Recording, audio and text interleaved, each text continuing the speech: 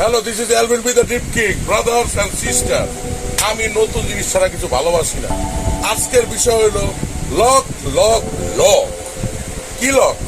আমার জীবন মুক্ত, কিন্তু আমি যে বাইকটি চালাই সেটা একটি নিরাপদ স্থানে রাখতে গেলে লাগবে আমার এসিড প্রুফ লক।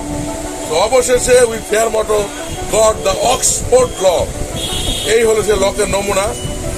এরা বেশ সুলভ মূল্যে, এটা একটি ইংল্যান্ডের প্রোডাক্ট, বেশ সুলভ মূল্যে 5mm, যেটা 4B'র জন্য প্রযোজ্য, এবং ইউনিভার্সাল 6mm এবং 10mm।